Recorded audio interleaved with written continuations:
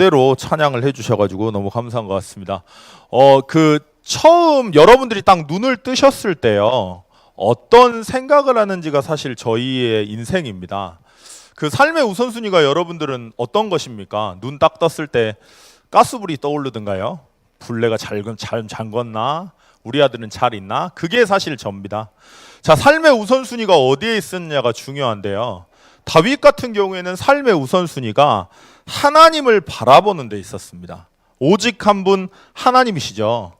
오직 한 분뿐인 하나님을 날마다 바라봤어요. 그게 얼마나 기뻤는지, 얼마나 즐거웠는지 모릅니다.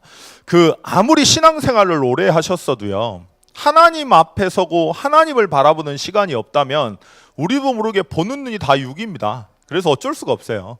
하나님을 바라보면서 삶의 우선순위를 하나님께 뒀더니 어떻게 되냐면 하나님이 하나님의 방법으로 인도하십니다. 하나님의 방법이 뭡니까? 딱 하나죠. 말씀밖에 없습니다. 하나님의 말씀이 임해버리는 거예요. 말씀대로 행하고 하나님이 말씀하신 대로 멈추고, 내 계획은 이렇지만 하나님의 뜻을 따라 움직이는 겁니다. 그렇게 되니까 자연히 응답이 올 수밖에 없겠죠. 자연히 말씀이 임하니까요, 응답이 올 수밖에 없고, 응답이 올 때 이 사람의 특징이 있어요. 저희도 모르게 저희가 원하는 응답이 지금 당장 온다면 어떤 생각을 하게 될까요? 저는 제가 늘 바라던 게 있었거든요. 일단 살이 좀 홀쭉해지고 좀 날씬해지고, 옷이 이제 맞는 게 없으니까. 저희 사모님이 아기를 낳는데요, 저희 사모님은 살도 안 터지셨거든요.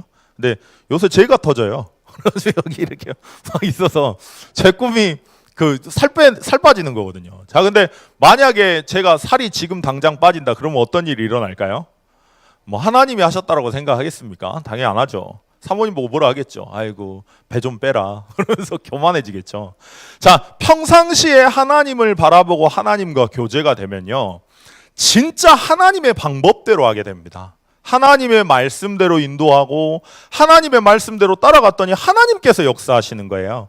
그걸 날마다 경험할 때 응답이 왔다. 그러면 어떻게 될까요? 자연히 나오는 게 하나님을 칭송할 수밖에 없고요, 하나님께 감사할 수밖에 없습니다. 저는 전도운동 일어나가지고 막 전도 역사, 대단한 역사 많이 일어나신 분들 많이 봤어요. 근데 어느 날 사라지는 분들도 정말 많이 봤습니다. 왜 사라질까요? 하나님이 은혜 주셔가지고 이루셨고, 하나님이 은혜 주셔서 응답하셨는데, 우리도 모르게 인간이다 보니까요, 하나님을 바라보는 그게 안 돼 있으면 나도 모르게 내가 한 주 착각합니다. 내가 했기 때문에 이렇게 됐고, 내가 했기 때문에 이런 일이 일어났고, 내가 했기 때문에 이런 일들이 일어났다. 자, 반대로 말하면요, 하나님과 교제가 안 되면, 하나님과 관계가 안 되면 어떻게 되냐면 응답이 안 오잖아요. 그러면 내가 잘못해서 이렇게 됐고, 내가 힘이 없어서 이렇게 됐고, 늘 이럽니다.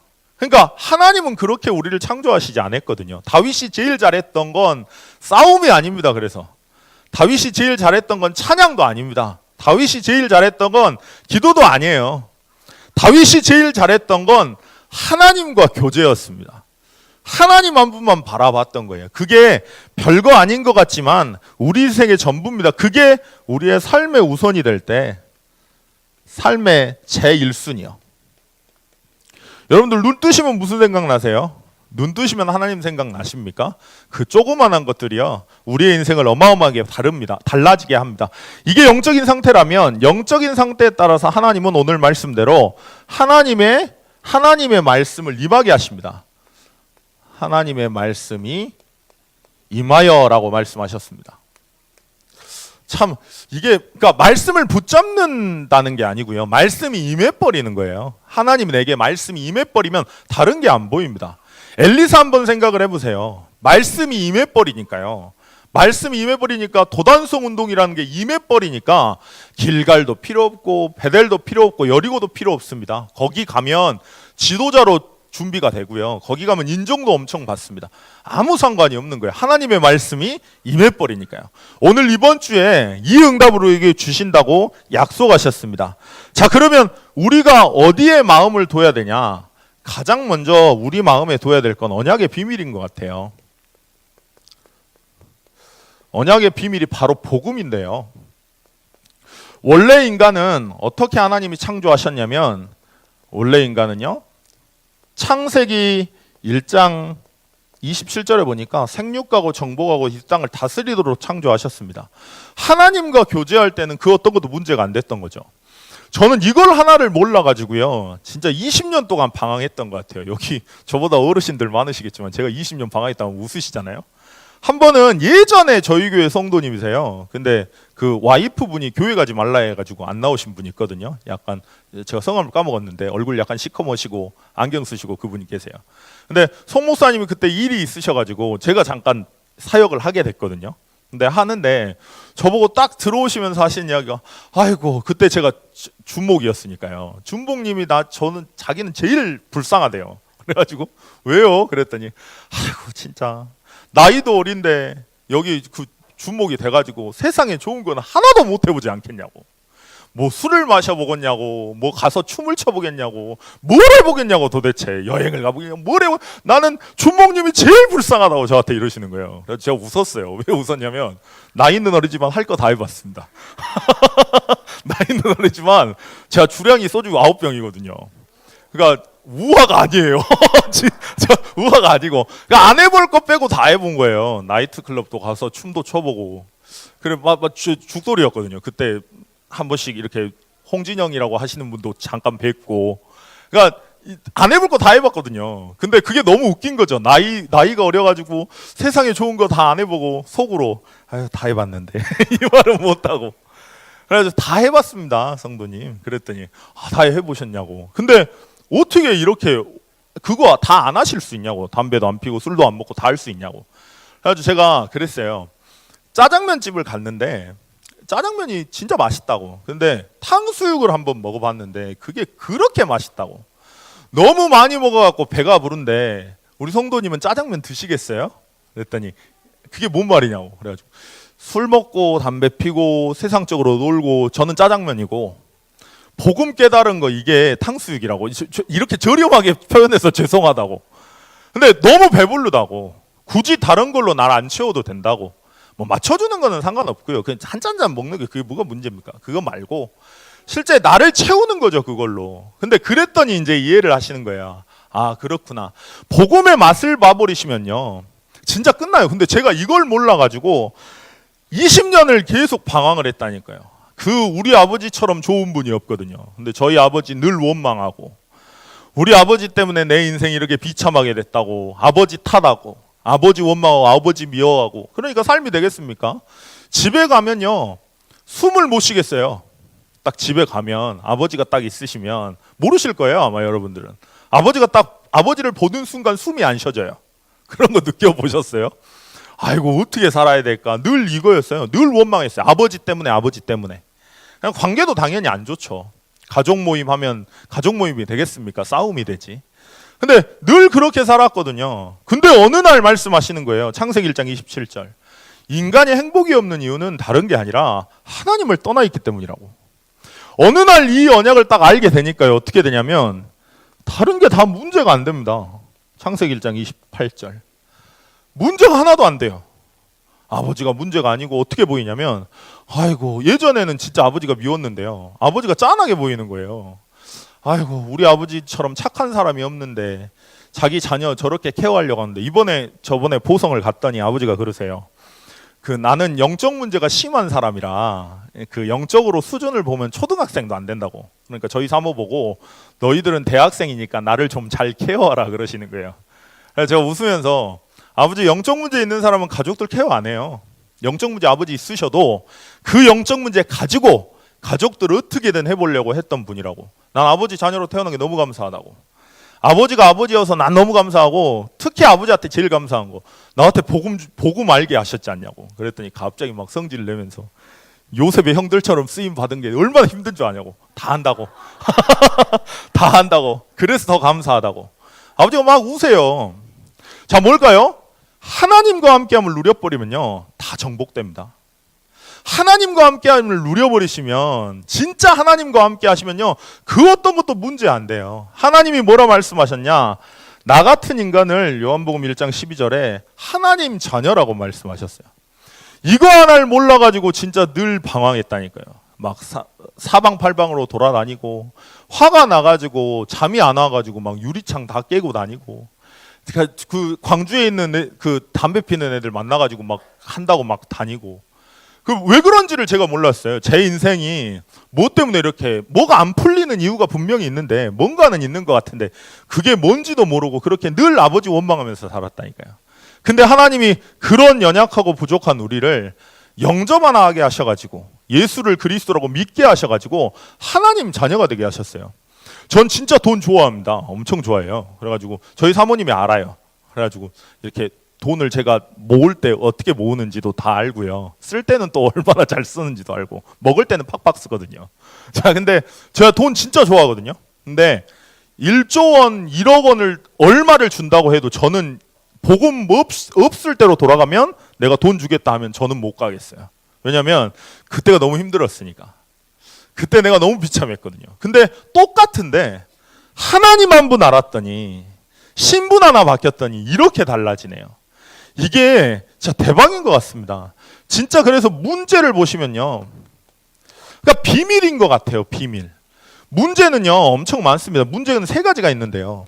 드러난 문제가 있습니다. 보여지는 문제죠. 보여지는 문제가 있고 숨겨진 문제가 있어요. 그리고 제일 마지막에 근본 문제가 있습니다. 근데 대부분의 사람들이 여기에 싸우는 거죠. 제가 늘 이랬어요. 저보고 누가 이렇게 좀 성격 더럽다고 하면 니는 깨끗하냐? 하면서 막 붙어버렸고요.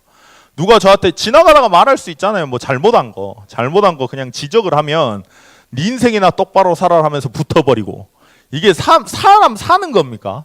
근데 뭐 때문에 그러냐면 다 이거예요. 드러난 문제 때문에. 참 희한한 게 제가 추석 때랑 명절 때 여기를 이렇게 목사님이 어디를 가시면 제가 여기 항상 걸려요. 왜 그럴까요? 가만히 생각을 해보니까 너무 웃긴 거라 이게. 왜 그럴까요?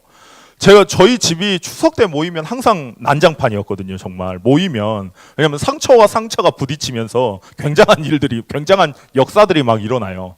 근데 그 복음 하나 깨달으니까 어떤 것도 문제 안 되는 그걸 제가 경험을 했잖아요. 그래서 하나님이 아마 세운 거 아닐까. 이제 추석 가면 싸우지 말라고. 더 이상 맞는 말 하지 마세요. 저번에도 제가 작년에도 말씀드렸어요. 시어머니가 그럴 거라고 며느리 보고 나는 너를 딸처럼 생각한다. 그 거짓말이에요 그거. 계속 말하지만 딸처럼 생각할 수가 없어. 딸이 있어 봐요. 딸이 없으니까 딸처럼 생각하지. 근데 딸이랑 며느리랑 딱 가죠. 분명히 딸처럼 여긴다 했잖아요. 근데 들고 가는 내용물이 달라요. 들고 가는 내용물이. 원래 그런 거예요. 뭐 그거 가지고 막 섭섭하네 어쩌네 뭐 그런 이야기를 뭘 합니까? 어차피 그런 건데 인간 살다가 그렇게 가는 건데 뭐. 자, 근데 드러난 문제가 사실 문제가 아니에요. 그래서 근데 우리는 왜 싸웁니까? 드러난 것 때문에 싸워요.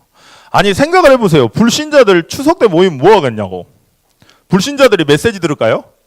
불신자들이 뭐 하겠어요 그러면. 만나면 한번 불신자 입장에서 생각을 해보세요. 불신자 입장에서 내가 불신자예요. 여러분들이 근데 성령 충만하셔. 근데 그 가족들은 뭔 죄냐고. 우리 권사님들 집사님 때문에 이걸 못해요. 이거를 못해. 눈치 보면서 이렇게 해요.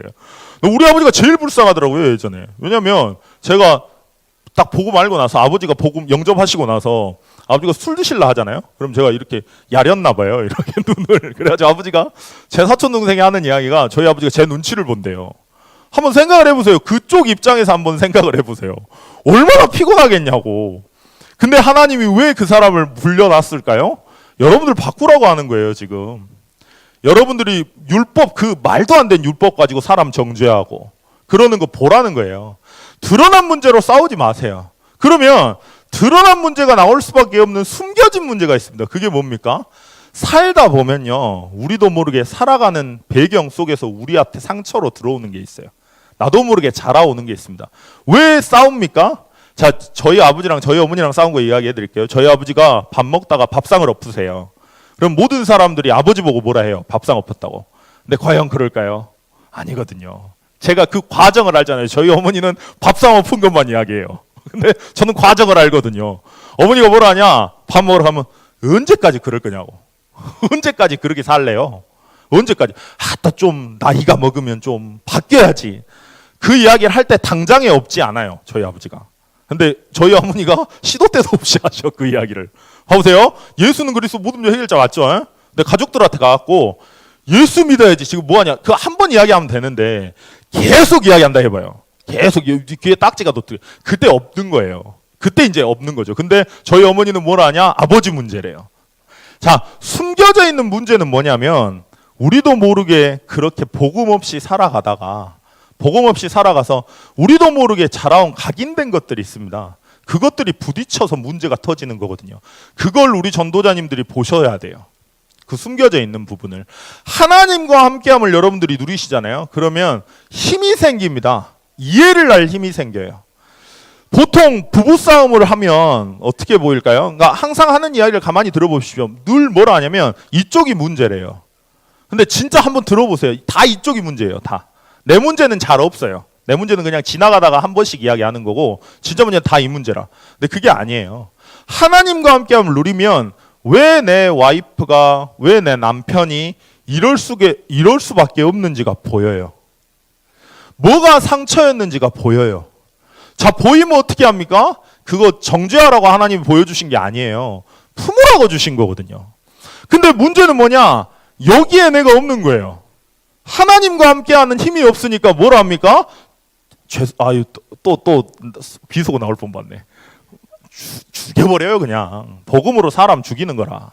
자, 실제 하나님과 함께하는 힘이 누려진다. 그러면 이해가 됩니다. 자, 왜 그럴까요? 그 근본 문제 속에서 나온 거거든요. 저희 아버지가 저는 이해되고 나서 저희 아버지한테 말 안 해요. 왜냐면 우리 아버지처럼 착한 분 없거든요. 근데 뭐가 안 풀린 거라. 하나님과 함께함이 없으니까 안 행복한 거라. 그러니까 다른 걸로 채우신 거예요. 근데 그걸 아는데 제가 저희 아버지한테 뭐라 하면 본인도 아는데 바뀔까요? 힘들기만 하지. 기도하는 겁니다.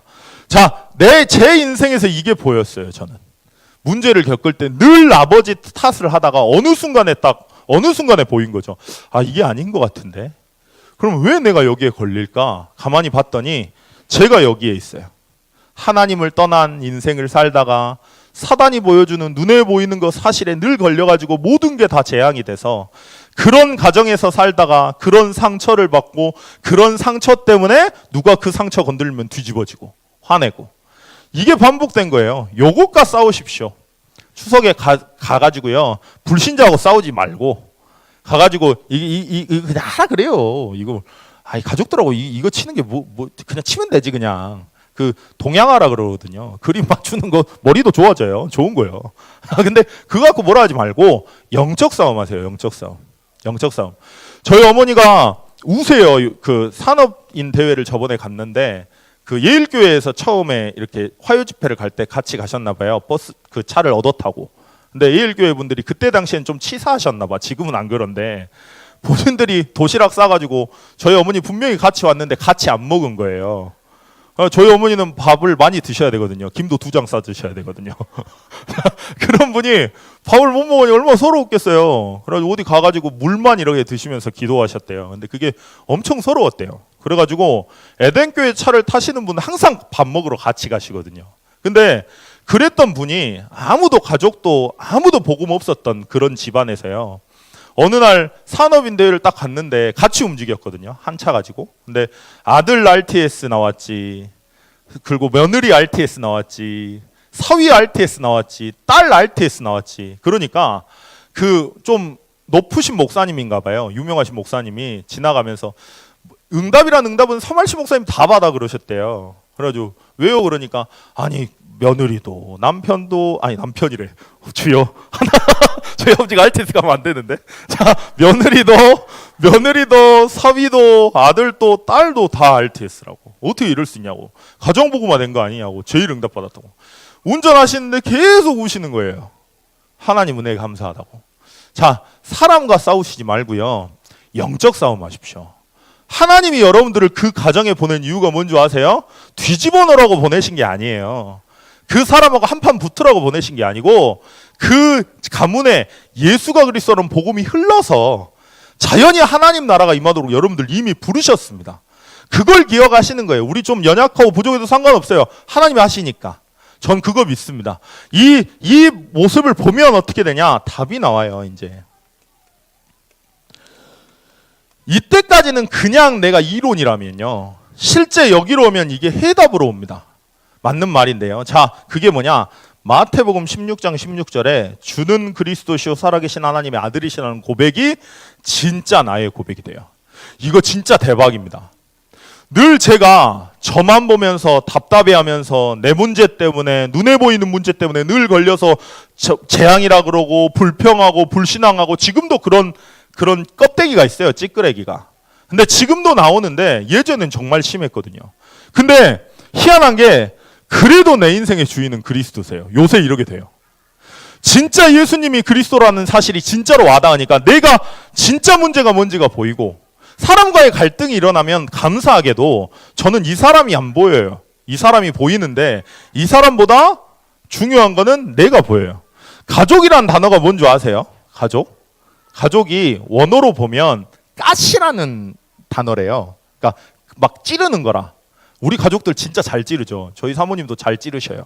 그래가지고 메시지 하고 나가면은, 오빠 이런 부분은 조금 조심해야 돼, 이런 이야기 많이 하시거든요. 자, 잘 찌르세요. 자, 근데 다른 측면에 보면 가족이 다른 의미로 뭔지 아십니까? 자산이에요.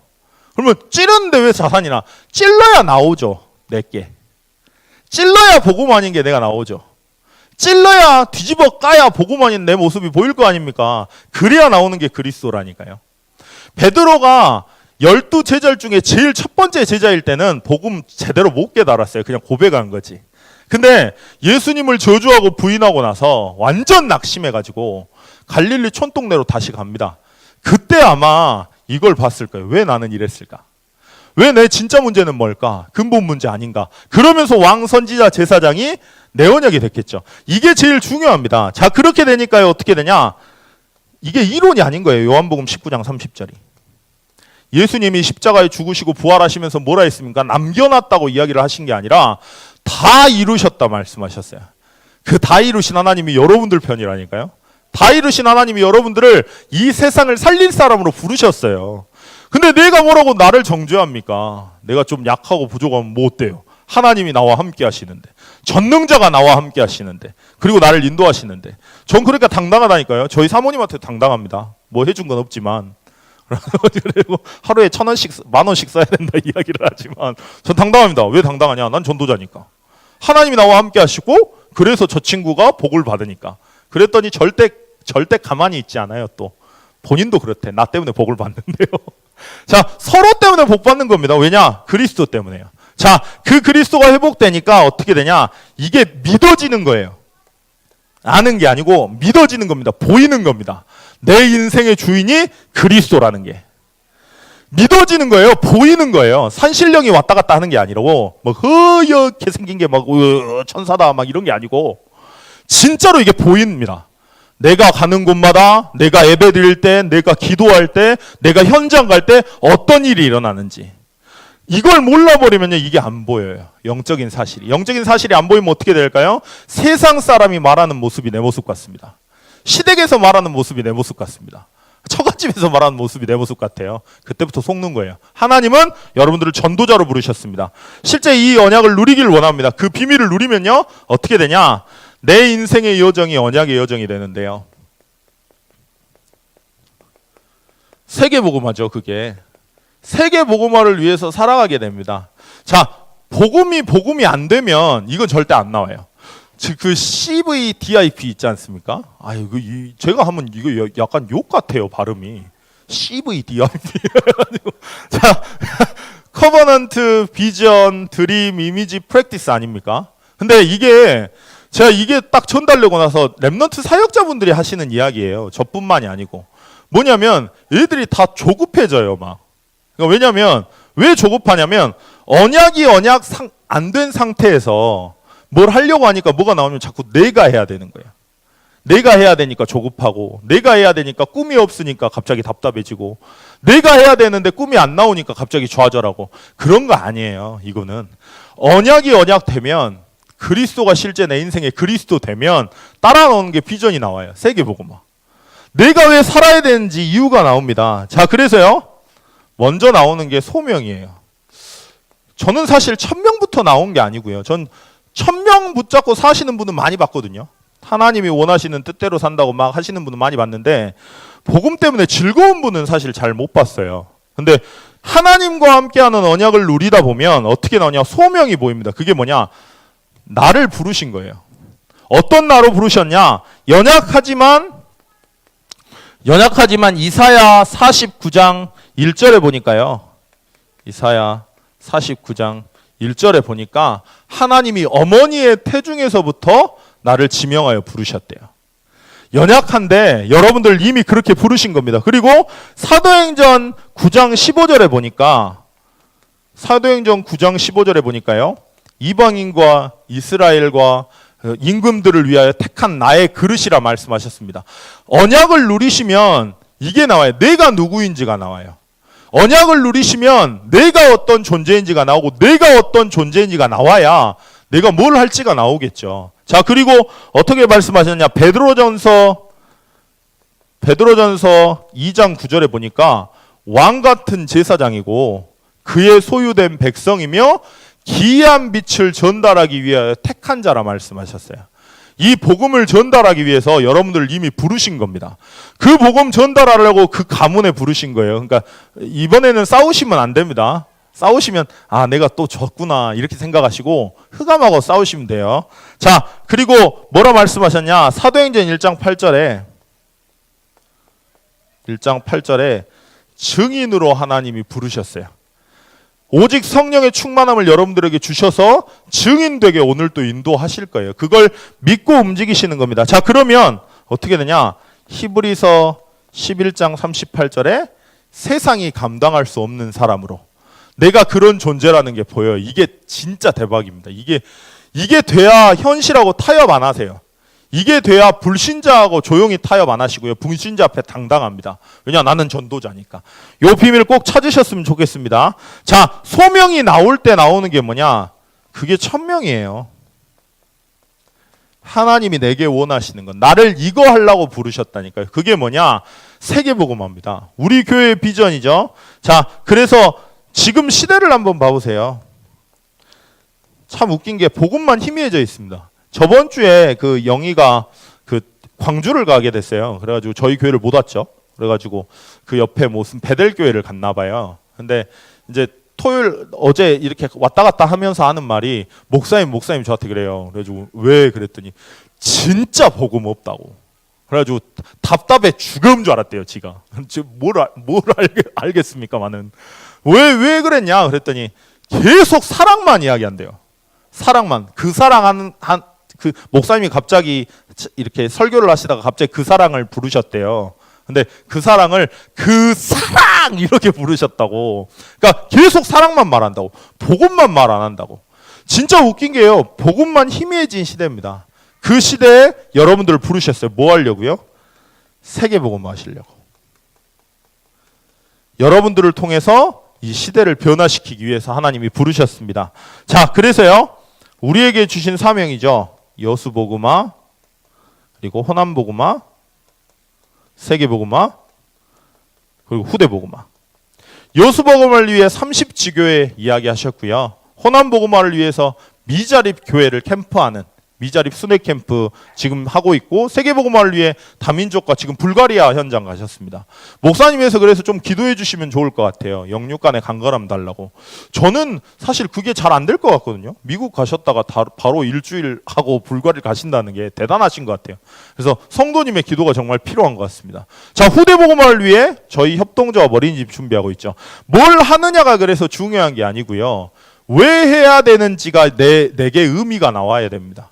나를 하나님이 어떻게 부르셨는지가 나와야 내가 왜 하는지가 나오거든요. 자, 그러면 여기에서 나오는 게 뭐냐? 사명이에요. 내가 뭘 해야 될 건지가 나옵니다. 자, 이 복음이 누려지는 이 1번이 안 되면 일단 내가 어떤 존재인지를 몰라요. 그러면 내가 어떤 존재인지를 모르면 하나님의 천명을 위해 사는 게 아니고 다 나를 위해 살아요.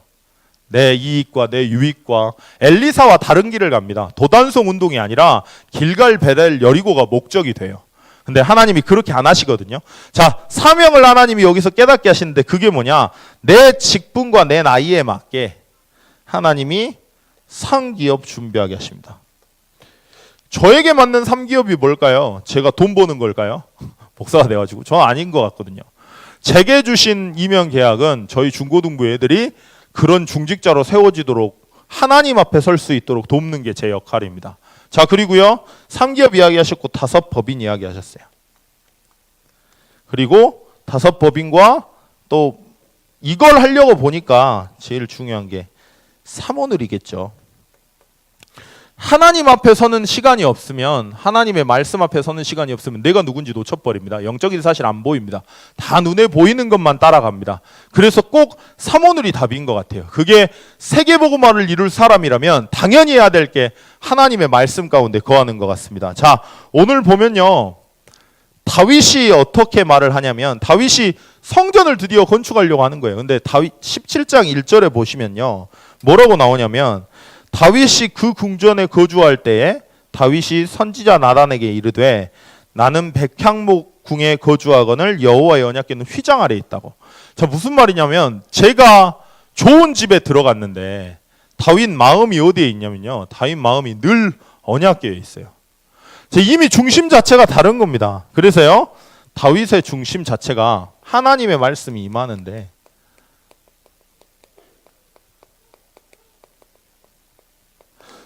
말씀이 임하기 전에 다윗의 중심부터 보시면 좋을 것 같아요. 다윗의 중심 자체가 어디에 있냐면 자꾸 언약궤를 지를 성전에 있는 거죠. 어디에 있어도. 여러분들 어디를 가시든지 언약이 생각나시고 하나님이 내게 주신 사명, 천명이 생각나시면 그러면 되는 겁니다. 다윗이 이게 됐는데요. 그 이유가 뭐냐면 마음과 중심 자체가요 하나님께 있는 겁니다. 이게 영적 상태거든요. 영적 상태가 매일 하나님과 교제하고 하나님을 바라보다 보니까 늘 마음이 언약에 가 있는 거예요. 눈에 보이는 게 있는 게 아니고. 자, 그렇게 되니까 어떻게 되냐? 그게 될 수 있었던 게 평상시에 하나님과 교제한 거죠. 쫓김 당해가지고 사울이 죽이려고 할 때요. 그때도 하나님을 바라보고, 또 목동시절 때 아무것도 안 할 때도 역시나 하나님을 바라보고. 한번 생각을 해보세요. 여러분들 그 교회 안에서 있죠? 다 교회 안에서 서로 이렇게 약간 갈등 있는 분들 없으세요?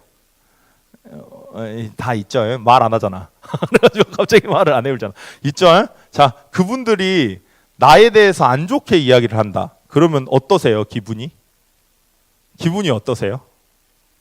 에? 뭐라고? 예쁘다고? 막 이를 드득드득 갈지 않아요? 그죠? 사울이 욕을 한 게 아니고요. 사울이 다윗을 죽이려고 그랬어요. 죽이려고 쫓아다닌 거예요, 평생을. 그러면 얼마나 힘들까? 그분이 여러분들을 죽이려고 칼을 들고 다녀요. 그러면 얼마나 무서울까요?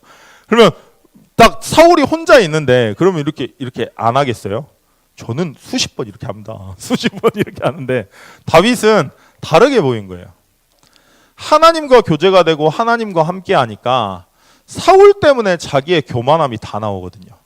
사울 때문에 하나님 앞에 더 설 수 있거든요. 그러니까 다르게 보인 겁니다. 평상시에 하나님과 교제하는 상태였기 때문에 하나님이 말씀이 임하게 하세요. 그러니까 나단 때문에 말씀을 주시는 게 아니에요. 죄송한 말이지만 여기 보시면 나단이라고 하는 선지자가 처음에 실수합니다. 왜냐면요 다윗이 너무 하나님 앞에 바르잖아요. 하나님 앞에 자꾸 바르게 행동을 하니까 다윗에게 그래요. 당신이 원하는 대로 하는 게 하나님의 뜻이라고. 왜냐면 하나님이 함께 하니까. 근데 하나님이 그대로 놔두면 안 되니까 나단에게 말씀을 임하게 하십니다. 그래가지고 뭐라 하냐? 기다려라고 말씀하시죠. 자, 하나님 말씀이 임한다는 건 누구 때문이냐면 다른 분들 때문이 아니고요. 하나님 앞에 설 때, 그리고 하나님을 중심에 딱 둘 때 그 한 사람 때문에 하나님이 말씀을 주세요. 그러니까 여기에 누가 서든 사실 상관없는 겁니다. 저 예전에 그 주일 예배 할 때 정말 엄청 시달렸거든요. 근데 저 지금은 안 떨어요. 나노바이들 안 떨어요. 왜냐하면 이걸 보니까 안 떨리더라고. 성경 말씀을 보니까 나단이 실수했어요. 분명히 다윗한테 처음 만날 때. 근데 실수했는데 그 밤에 하나님의 말씀이 나단에게 임해 뿌려요. 그럼 끝난 거 아닙니까? 나 때문 아니니까. 만약에 은혜 못 받으시면 여러분 탓이에요. 내 탓 아니에요. 하나님이 여러분 때문에 바보 한번 생각을 해보세요. 중국집에서 계속 짜장면만 시켜요. 그러면 그 요리사가 탕수육 만들 수 있겠습니까? 맛없게 만들지. 여러분 탕수육을 시켜야 되잖아요. 탕수육을 시켜야 탕수육 하다가 탕수육 실력이 늘지. 안 그래요? 나는 그런 존재예요. 나는 뭐가 아니고 하나님이 나귀도 사용하셨잖아요. 난 나귀보단 그래도 좀 더 낫잖아. 그죠? 나귀보단 사람이 낫지 않습니까? 그런 존재니까요. 자, 하나님이 하나님 앞에서 하나님의 중심을 드리는 사람, 그 사람 때문에 말씀을 주십니다. 자, 그래서요, 이 사람에게 어떻게 역사하시냐? 말씀이 임하게 하세요. 임해버리는 거라고요. 그냥 막 내가 분석하고 막 찾는 게 아니라 임해버리는 거예요. 하나님의 말씀이. 그러면 끝나는 거 아닙니까? 자, 그래서요, 나단의 실수까지도 하나님은 선지자 나단을 통해서 다윗 때문에 다윗을 위하여 하나님이 말씀을 주십니다.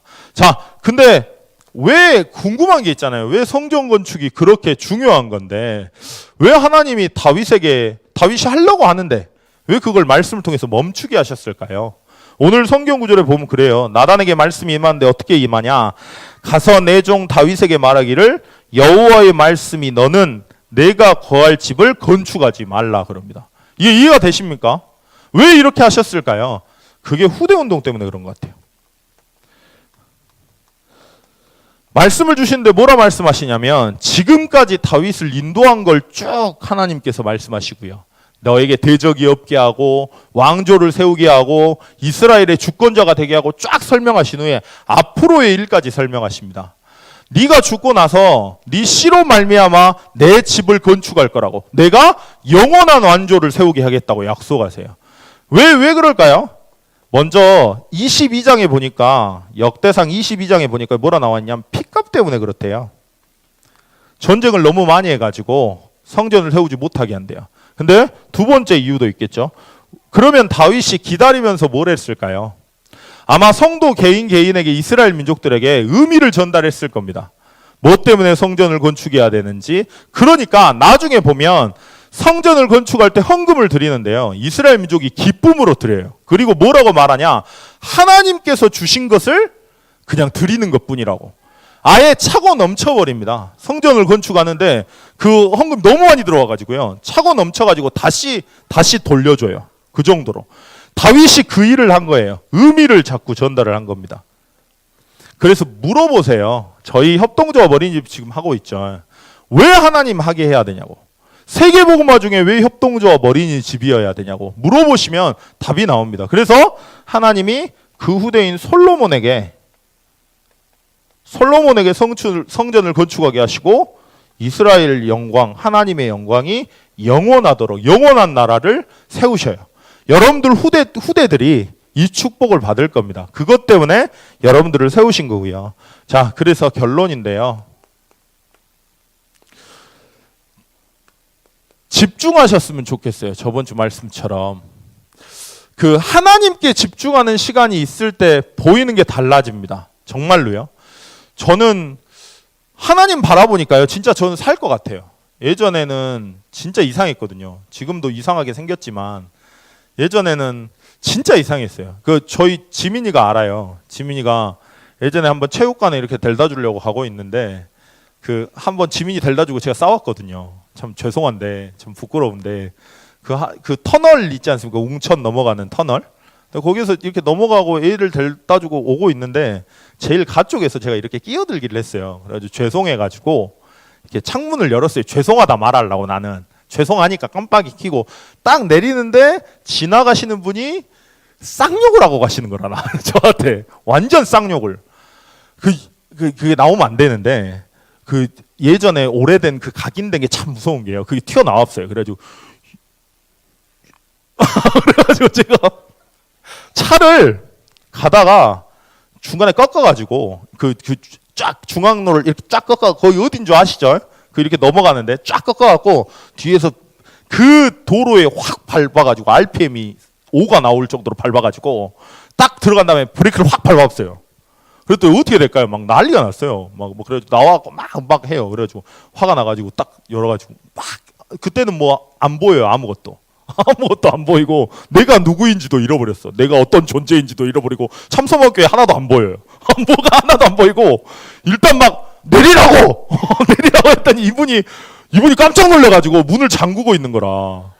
그래가지고 내리시라고요, 내리시라고. 그랬더니 막 갑자기 큰 소리 내니까 막 버스에서 사람들이 다 보잖아요, 저를. 버스에서 갑자기 버스가 멈춰가지고 안 보여, 근데 버스도. 그래가지고 막 빨리 내려라고 빨리. 그래가지고 막 했더니 이분이 이제 어쩔 수 없어 하고 나왔어요. 어쩔 수 없어 하고 나와가지고 왜 그러시냐고 저한테. 그래가지고 아니 제가 문을 내린 이유는 뭔 줄 아냐고. 내가 미안하다 하려고 했다고. 그랬더니 이분이 하는 이야기가 그게 미안한 사람의 태도네요. 아니 내가 미안하다 말하려 했는데 당신이 나한테 쌍욕했잖아요. 나 이렇게 된 거라. 그래가지고 이분이 당황해가지고 마지막에 뭐라 하냐면 죄송하다고. 그래가지고 갑자기 이제 그때서야 제가 정신이 돌아와가지고 나 목사인데 나 목사인데 이거 안 되는데 참석교회 욕 먹는데. 그래가지고 누구 어디 교회인지는 몰라. 뭐 다행히도. 근데 가가지고 안 되겠어가지고 참 죄송하다고. 제가 성격이 이래가지고 참 정말 죄송하다고. 제가 또 신자라고 그것도 죄송하다고 제가. 근데 이제 이분하고 친해졌어요. 그래가지고 나중에 전화가 오셨어요. 전화가. 그래가지고 저도 전화 걸고 다시 죄송하다고.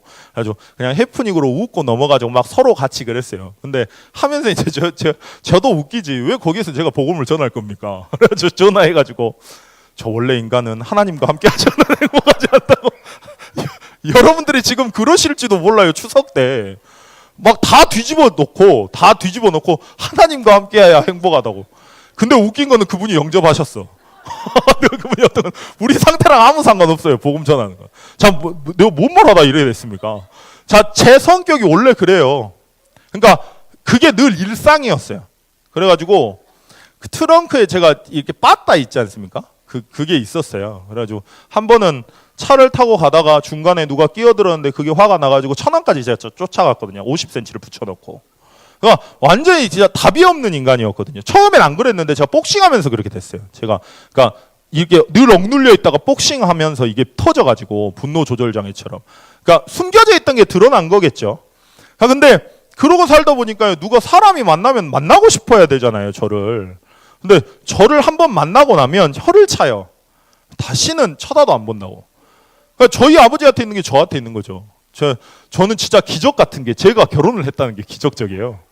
제가 그래가지고 한번 그 서울 가면서 차 안에서 그랬거든요. 저는 결혼할 마음이 없었다고 그랬더니 저기 정군사님께서 그러시더라고. 결혼할 마음이 없는 게 아니라 결혼할 마음이 없었으면 사귀면 안 된다고. 제가 사귄 분을 몇 분을 아시거든요. 저분이. 그래가지고 사귀면 안 된다고 하시면서 뭐라 하시냐면 결혼할 자신이 없다 그러셔야지. 그게 맞아요. 하나님과 함께함을 못 누리니까요. 구원을 받았는데 다 문제예요. 다 재앙이고. 그래서 저는 결혼하면 와이프 이렇게 할 것 같은 거예요. 제가. 그래가지고 안 하려고 그랬거든요. 근데 저 여기 와가지고 준목 됐죠. 목사 됐죠. 결혼했죠. 아기 낳았죠. 나 다 이뤘어 나. 그게 복음의 능력이라. 자, 저희 사모님 뭐라 하는 줄 아십니까? 저보고 데리고 살만 하대요. 데리고 살만. 그 얼마나 기적입니까? 옛날 같으면 그런 일이 안 일어나지. 자, 어디에 있는 줄 아세요? 복음에 집중하는데 거기가 있어요. 그러니까 남의 이야기 할 필요 없으세요. 뭘로 뭐 가족들이 어쩌고 저쩌고 남편이 어쩌고 저쩌고 와이프가 어쩌고 저쩌고 뭘로 그런 이야기를 합니까? 여러분들이 복음 안에 들어가시고 여러분들의 예배를 통해서 말씀에 집중하시면 하나님이 함께 하심이 누려집니다. 그러면 대박인 거예요. 얼마나 신나는지 몰라요, 진짜. 저는 저희 사모님 볼 때 마릴린 monroe 같아요. 우리 사모님 고현정이라며. 근데 우리 사모 볼 때 나는 마릴린 monroe 같아요. 그 임지 사모님은 무슨 순정만화에서 튀어나오신 분 같아. 머리를 자르시니까 더 그런 것 같고. 아그네스 사모님 봐봐요. 완전 인형이잖아요. 완전. 안 그럽니까? 내가 힘이 나면요 다 좋게 보여요. 내가 힘이 나면 다 응답으로 보여요. 내가 하나님과 함께하면 문제가 아니고 이해할 수 있어요. 수용할 수 있어요. 왜 부부싸움 나는 줄 아세요? 뭐라 하니까 싸움 나요. 안 아플면 돼요. 그냥. 아이고 그랬냐고 톡톡톡톡 하면 돼요. 그러면 민망해져. 화낸 사람이 되게 민망해져가지고 아이고 내가 또 그랬구나. 그러면서 또 복음 들어가면 돼요. 그리고 질문하세요. 이게 나를 살리는 거라면요. 질문은 뭐냐면 하나님의 언약의 여정을 걷는데 내가 뭘 해야 될지 방향이 나오는 거예요. 자, 저희 협동조합 어린이집 나왔고 뭐 많은 것들이 있습니다. 질문을 해보세요. 왜 하나님 내가 참소만 교회일까요? 왜 내가 여수일까요? 왜 세계복음만 해야 되는데 하나님이 그 일을 하라고 나를 부르셨을까요? 내가 중직자로서, 내가 렘넌트로서, 내가 교육자로서 난 뭘 해야 될까요? 질문할 때 뭐가 나오냐? 방향이 나와요. 집중할 때 힘이 나오고요. 질문할 때 방향이 나옵니다. 그러면 끝나는 겁니다. 한번 여러분들이 이 응답 진짜 받으셨으면 좋겠어요. 그래서 저는 다른 건 모르겠는데요. 전 이 일만큼은 증인입니다. 뭐 어떤 증인이냐? 가족이랑 이제 상관없어요, 저는. 가족이랑 상관없고 문제도 아니고 응답이고 다 그렇게 보여요. 그러니까 추석 때 가는 길이 저는 좋아요. 아버지 만나는 게 좋고 근데 뭐 다른 분들은 안 그러시더라고. 그 저희 가족 중에 어떤 분은 안 그러시더라고. 니네 아버지 꼴 보기도 쉽다. 누군지 말해봤다. 안 그러시더라고요. 진짜 여러분들이 복음으로 행복하시죠? 그러면 다 마치고 다 기회고 다 응답입니다. 정말 하나님께 여러분들이 누구인지 알고 본인이 질문하시죠? 하나님이 길과 방향과 응답의 길 모든 거 다 부어주십니다. 오늘 그 일에 응답이 있기를 축원드리겠습니다. 이 추석인데요. 좀 잠깐 끝나고 기도하셨으면 좋겠어요. 지금 저희가 잠깐. 왜냐하면 추석 때 전국에 있는 귀신들이 발악을 합니다. 아시죠? 차례 드리고 막 하면서 발악을 해요. 근데 우리가 거기 걸리지 않도록 우리 전도자분들이 현장 가셔가지고 가족들 만나실 때 싸우지 않고 진짜 영적 싸움할 수 있도록 하나님 은혜 달라고. 우리 담임 목사님 지금 불가리아에 계십니다. 진짜 피곤하실 거거든요. 하나님 영육간에 강건하게 해달라고. 그리고 올바른 복음이 전달될 때 올바른 복음에 반응하는 제자 만날 수 있도록 주님 역사해달라고 잠깐 기도하시겠습니다. 하나님 아버지 은혜 감사합니다. 하나님과 함께하면 진짜 괜찮아요. 진짜 예수가 그리스도라는 사실이 내 인생에서 보이고 그 그리스도를 누릴 때, 그 그리스도께 집중할 때, 하나님께 집중할 때 그 어떤 것도 문제되지 않습니다. 하나님 오늘 우리 교회 모든 성도님들, 우리 교회 모든 렘넌트들 그 축복 실제로 얻고 기쁨으로 즐거움으로 살 수 있도록 주님께서 은혜 내려주옵소서. 하나님께 집중하고 하나님께 질문해서 나가 가야 될 방향과 힘이 나는 응답과 모든 것을 회복하는 시간 될 수 있도록, 그래서 가시는 걸음걸음이 가문의 캠프가 될 수 있도록 주님께서 역사해 주옵소서.